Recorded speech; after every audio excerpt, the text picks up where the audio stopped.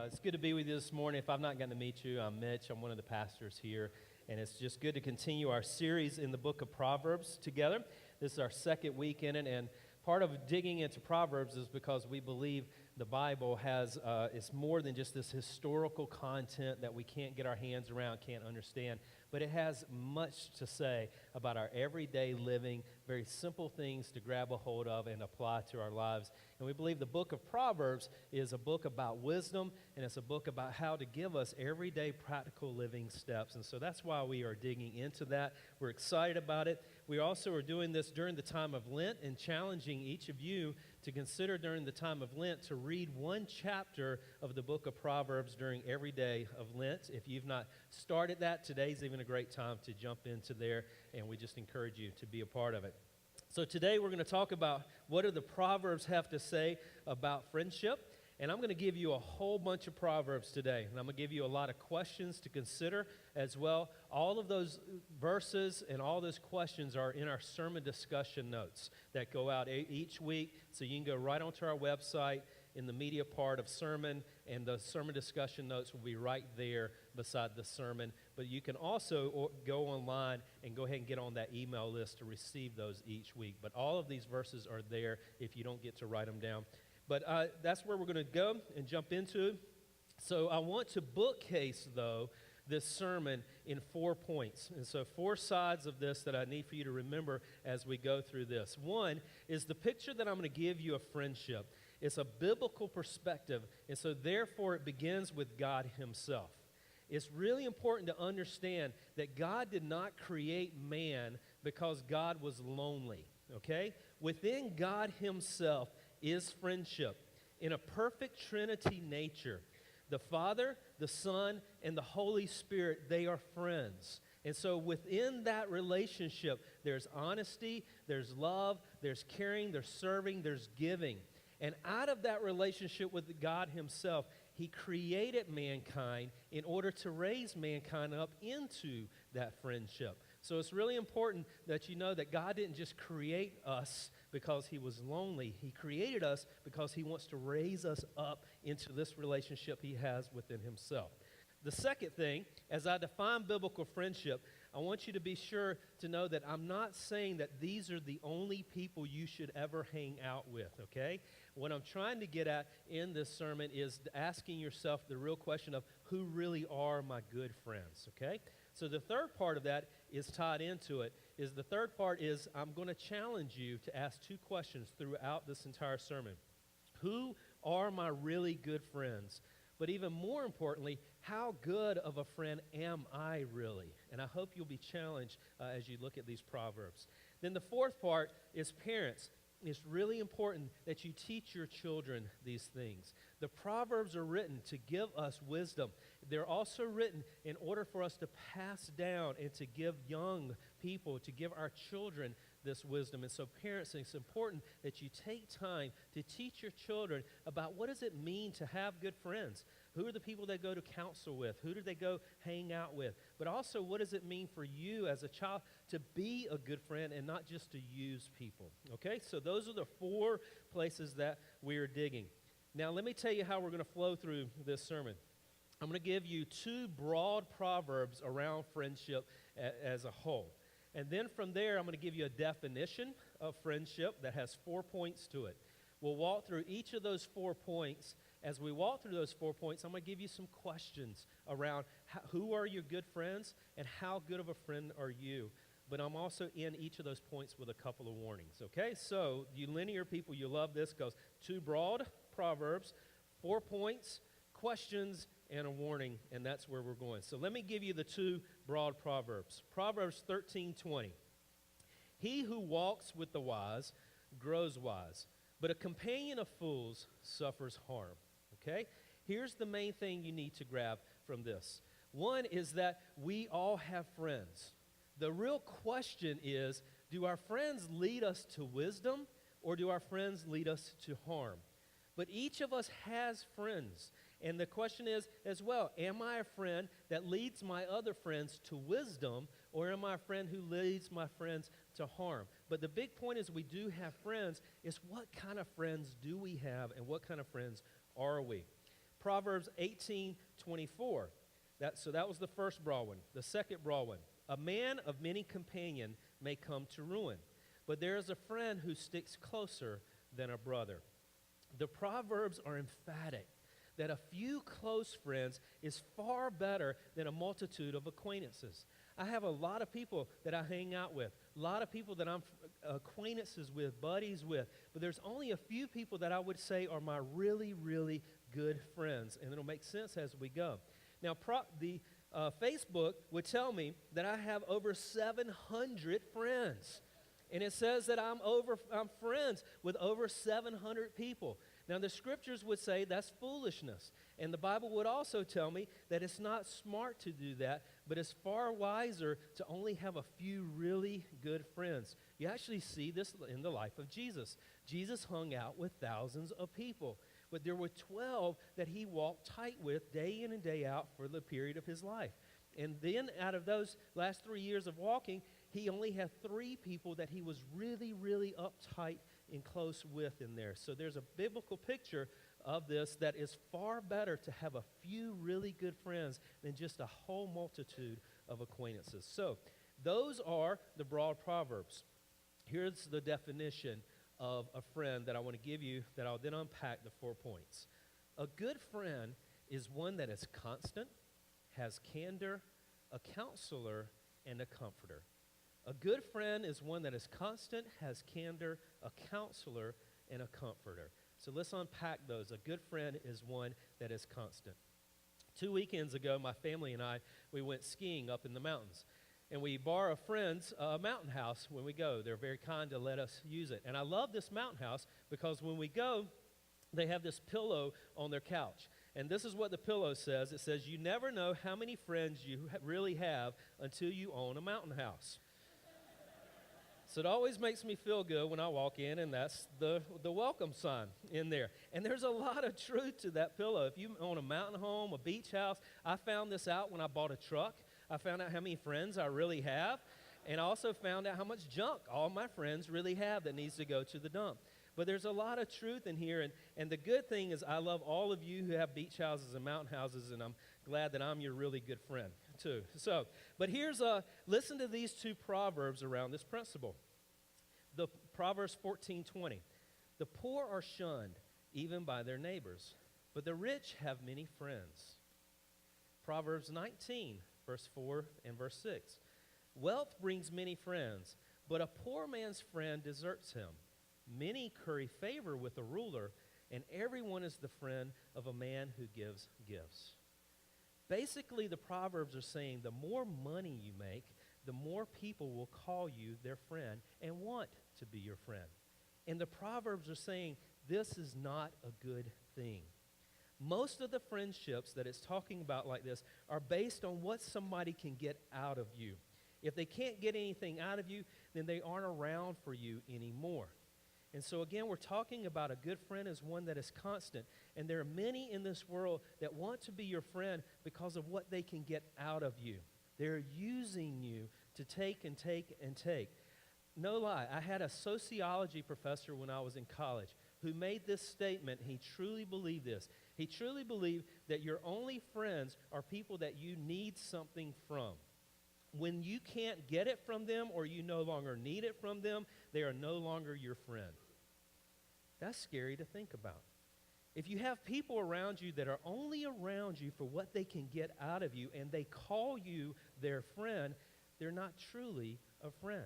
They're users. They're not loving you. They're using you. And for many, you have struggled to find someone who would love you and to care for you. And what you find is a lot of people who will use you and abuse in that. And here's the bad thing. When there are people who take advantage of those who are very generous, and I'm not just talking about generosity of money, but I'm also talking about generosity of your time and your talents. And here's what happens when you're taken advantage of from all the money that people just want to take that from you, or they want to take time from you all the time, or they want to take talents. What happens in that, when you're used like that, eventually you figure it out and you just shut down. You don't think that anyone cares about you but all they care about is what you can give, get from you. Proverbs 17:17. A friend loves at all times, and a brother is born for adversity. You see, true friends are constant. They don't just stay around when they can get something out of you. They're there for you at all times, and they are there with you when hardship hits as well. So here's some questions for you to ask about who are my true friends. Those that call you friend, is the friendship reciprocal? Do they give to you? And I'm not saying there, do they give the same amount to you? Because they may not be able to give the same amount of money or time or talents. But do they give anything to you at all? Do they give of themselves at all to you? Do they serve and care for you? Or do they just keep taking, but yet call you my dear friend, my close friend? Some questions around how good of a friend you really are. Who are the people that you call your good friends? When's the last time that you gave to them? When's the last time that you actually initiated with them instead of waiting for them to initiate with you? Do you look for ways to love on them or just for ways for them to love on you? Those are some tough questions to really consider about who my good friends are and how constant I am in those relationships. But here's a warning. When you are asking these kinds of questions, okay, you can be tempted to keep count. In other words, if I'm asking all the questions about what did they give to me and what did I give to them, then you can build your whole friendship around depth. Well, I gave this much and I'm waiting for them. And that's not what friendship is about. Friendship, true friendship, is about keeping no depth. And that's not what I'm saying is that you keep measuring and measuring, but what I'm saying is ask yourself, I simply want you to consider true friends are constant. They're not just always taking, but they're there with you even through thick and thin. Warning 2, this is the second one. This is for those of you that are generous. Your generosity is a gift from God. You are generous to give what God has entrusted to you. And you are generous to give money, generous to give time, and to give your talents. And you need to see that as a gift from God. And so I'm not saying to stop being generous. The scriptures never tell us to stop being generous. It calls us to be generous because that is a gift from God. But the scriptures do warn us to be very discerning, to be prudent, to be wise about that giving. Okay? So there's the first point. A good friend is one that is constant. A second, a good friend is one that has candor. In the Old Testament, there's a guy named Nathan. And Nathan finds out that the king has had an affair with a woman named Bathsheba. And finds out that this king, David, after having this affair, had Bathsheba's husband murdered so that it wouldn't be discovered.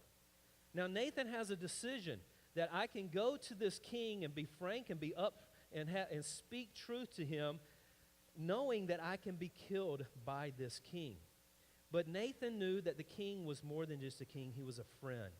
And so he went to David and he confronted David to his face and called it out, even out of this fear of losing it. He confronted him with candor. Proverbs 27, 5 and 6. Better is open rebuke than hidden love. Wounds from a friend can be trusted, but an enemy multiplies kisses. It's a beautiful proverb. Some years ago, I had to say some hard things to a friend, and I knew that they wouldn't take it very well. And I heard the words after I said these very difficult things, I thought you were my friend, and you wanted me to be happy. What they couldn't see at that time is I was their friend. And it took a lot of courage for me to come to them because I did want them to be happy in the long haul. But I knew some of the decisions that they were making would in the long haul make them miserable. You see, when we say hard things to people that we love, you always run the risk of hearing, I thought you were my friend. See, do you want me to be happy sometimes means I didn't want you to tell me what I needed to hear. And I sit with people all the time that are afraid, very afraid to say hard things to people that they call friends. And we have less concern sometimes about our friends' brokenness than we do about whether they're going to like us or not.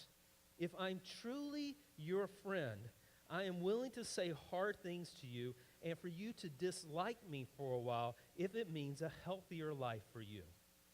When I'm unwilling to tell a friend about something that's really ugly and hard and unhealthy in their life because I'm afraid they're going to be mad at me, then I'm loving me way more than I'm loving this friend. Better is open rebuke than hidden love. When I'm unwilling to hear hard words from a friend that has taken up the courage to tell me about ugly things in my life, but yet I'm unwilling to hear that, then I love me more than I love this friend. Wounds from a friend can be trusted. You see, when you have someone that comes to you and they say really hard things, you know, there's this thing in your life that it's time for you to mature in. There's this thing in your life that you need to put off and get rid of. And they come and you know that they love you. And you know that's taken a lot of courage to say this and to do this.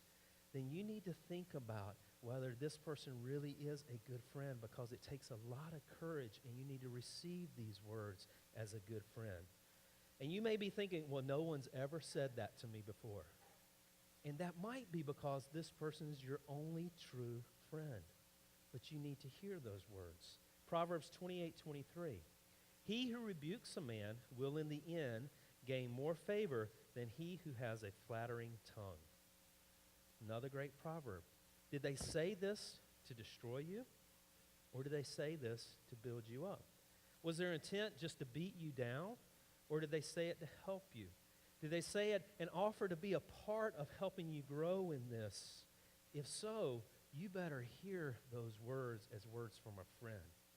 Or were they just saying something to you just to flatter you, to make you like them? Proverbs 29:5. Whoever flatters his neighbor is spreading a net for his feet.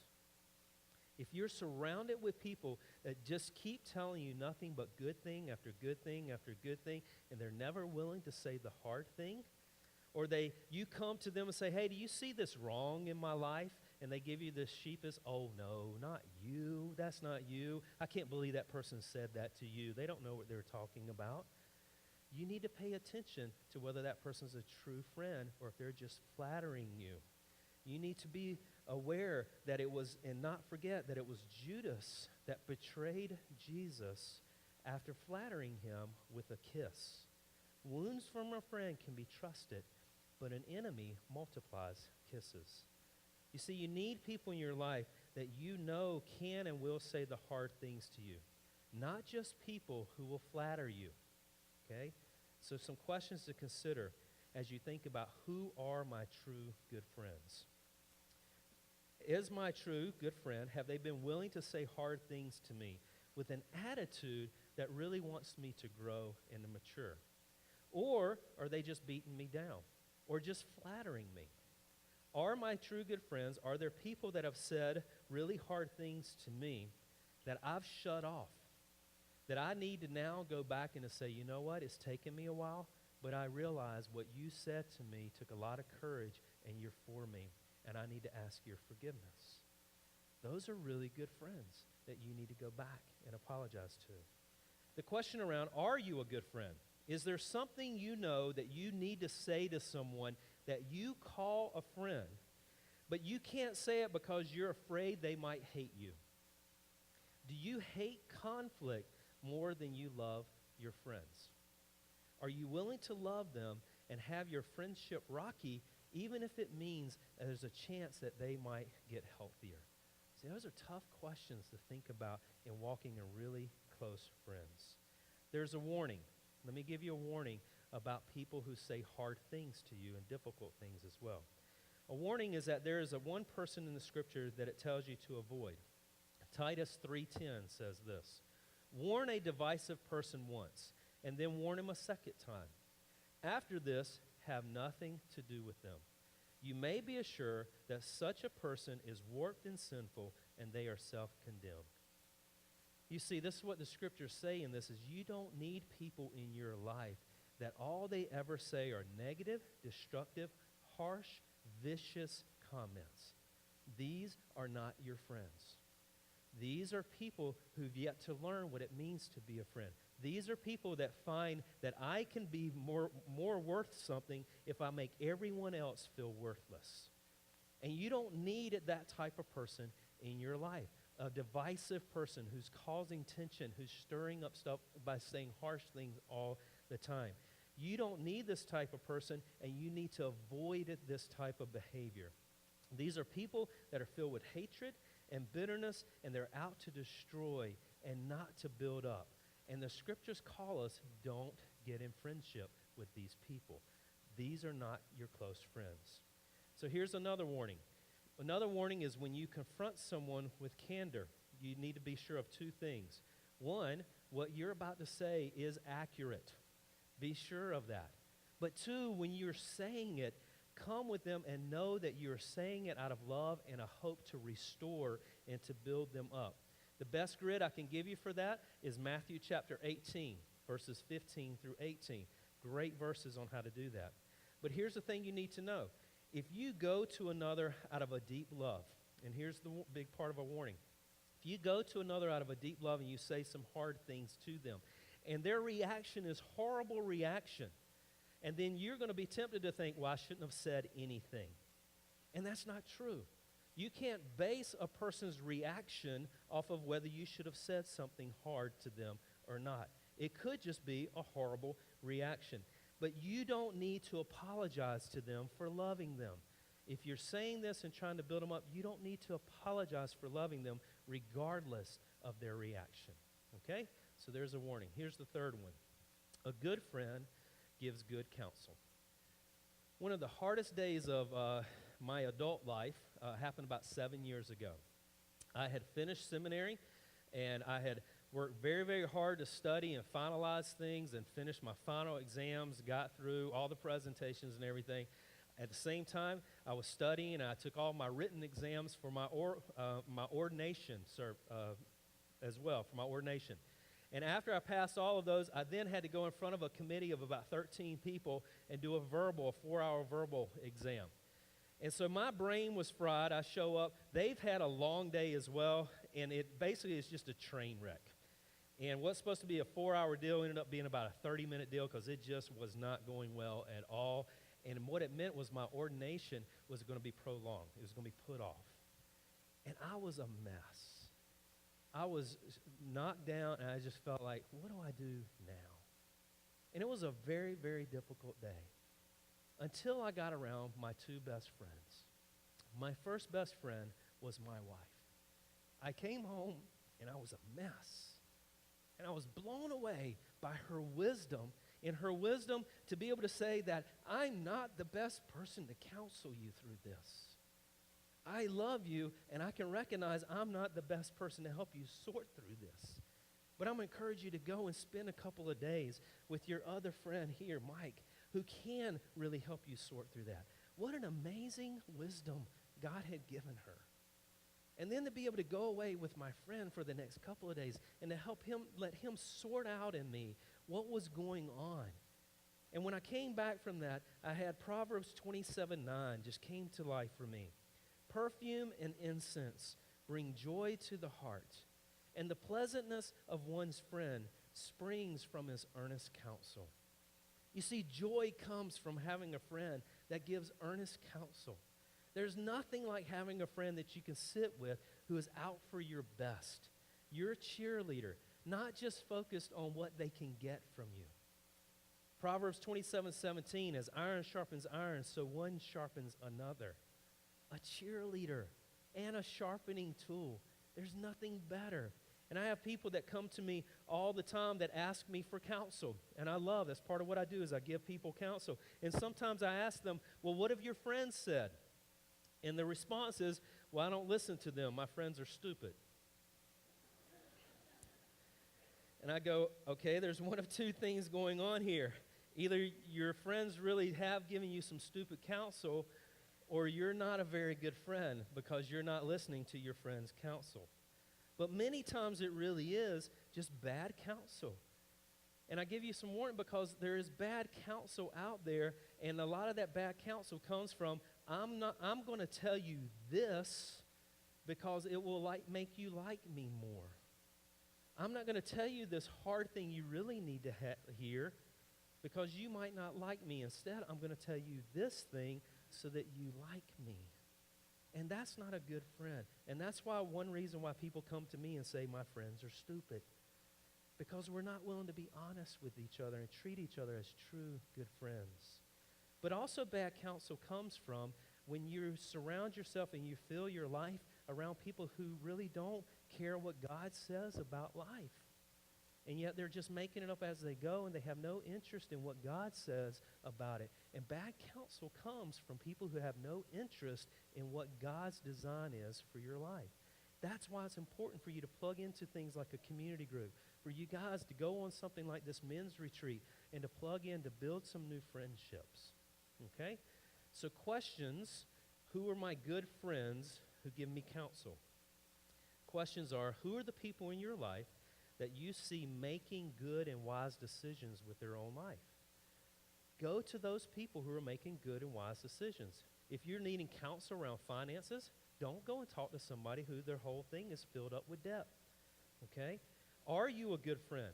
Do you go to a few people for counsel, or do you keep going from person to person until you get the counsel you want? See, that's a tough thing. A lot of times we go from person to person until we find somebody to give me the counsel I want, and then we call them good friend. But a better friend is somebody who can say that I'm taking my preferences out of this, and I'm going to speak good counsel to you. So, a warning: not all of your friends are qualified to give you the best counsel. You are not qualified to give your friends counsel on everything that's going on in their life as well. The best counsel you can give sometime is, I'm not your best counselor, but let me help you in that. Okay? The fourth one: a good friend knows how and when to give comfort. Sometimes you meet people, I've met a couple of people like this, and again, this is around comfort, and I'm going to give you 3 different angles of looking at the comfort piece. Some people you've met, just the friendliest people you've met on the face of the earth. I mean, they're just giddy, they're happy as they can be, and they're a friend, they put their arm around you, and they introduce you to all their friends. This is my best friend, man, they're great, they do this, they do that, and then they start baking you things, and they bring stuff to you, and then they start baking you things 3 times a day, and then they start showing up at your house unannounced, and then they ask if they can get a key to your house because you weren't there when they got there. You know, they're just really friendly people and just want to be around you all the time. For those of you in college and high school, these are the guys who Facebook you, and then they tweet you after that, wondering why you haven't responded yet to their Facebook, and then they text you because in between that because you've not responded to their Facebook or their text. Then they'll call you, and then you find them at your house. Why? Because you gave them a key to get in there. And see, these are wonderful people. They're great folks. They're friends, but there's too much, and too much doesn't bring comfort. And this is what I love about the Scriptures. Proverbs 25:17, written thousands of years ago. Seldom set foot in your neighbor's house. Too much of you, and he will hate you. See, they had this issue way back then. Proverbs 27:14, if a man loudly blesses his neighbor early in the morning, it will be taken as a curse. Okay, all you morning people, make sure you grab that. See, you can't force true friendship. It has to happen. It will not bring comfort, but it'll bring hatred if you try and force it. Friendships have to be comfortable. But I want you to see another angle at true friends bringing comfort. Proverbs 25:20. Like one who takes away a garment on a cold day. That's just a wrong thing to do. Or like vinegar that's poured on soda is one who sings songs to a heavy heart. You see, true friends are able to be aware and be sensitive of the reality of a person's heart. A true friend is able to mourn when your friend just needs to mourn. A true friend is aware when their friend's life is in a hard place, their heart is heavy, and they just need for me to be with them. A true friend recognizes that I just need to be with my friend and not just try and fix them. So that's what a true friend's aware of. You ever been around a person that all they can do is say happy things all the time, and your life just stinks, and you want it to stink for a little while, but yet they won't let it? They're just, cheer up, come on, it'll be great, God will do it. And they just keep pouring this onto it. A true friend is a person who can be sensitive and know the condition of a person's heart. But here's another side of it. Proverbs 26, 18 and 19. Like a madman shooting firebrands, or deadly arrows is a man who deceives his neighbor and says, I was only joking. See, another part of that, these are people that are just joking around way too much. People that can never be serious. Everything in life is a joke. Now, I need to hear that because those of you know me, I love joking around. And I've had to learn how to be serious a lot of times. And some of you need to learn how to joke around as well. And the big part of it is a true friend is knowing when I can be serious and when it's time to joke around. And both can bring comfort to a heart. So questions about who your good friends are.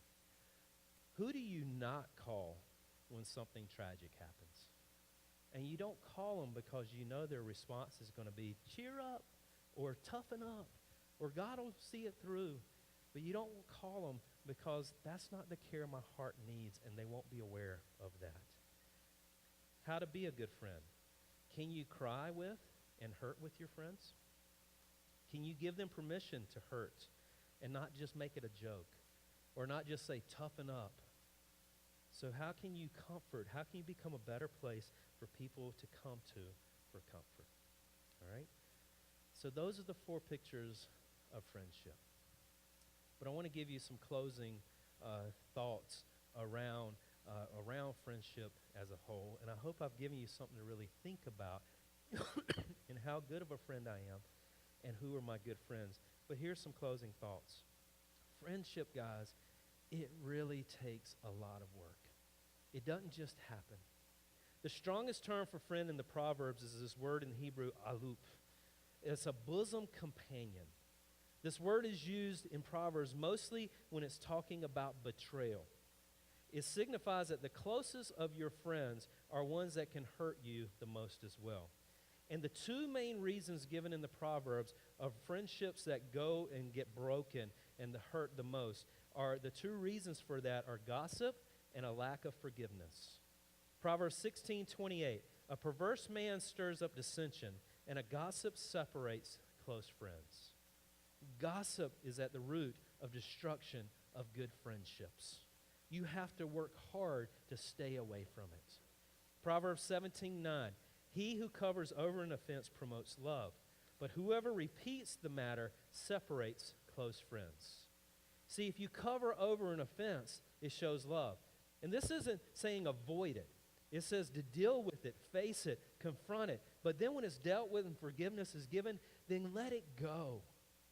But so many of us, we won't let go of things that people offend us. Or we're willing to let it go, and then somebody else comes in and says, don't let it go, make them pay. And that destroys friendships. But good friendships, you just got to let things go sometimes. Staying away from gossip and choosing forgiveness, it is really, really hard work. And that is why many people avoid friendships. And I understand that. And instead of simply guarding them, they avoid them because they take so much work. And guarding takes way more work than avoiding. But avoiding friendship, if you avoid friendship, one day when tragedy happens, this is where you'll find yourself in Proverbs 25:19. Like a bad tooth or a lame foot is reliance on the unfaithful in times of trouble. If you have resisted friendship and then hardship comes, the only people that are left are those who have no faithfulness to your life.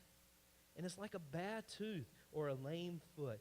You can't depend on it. It causes pain.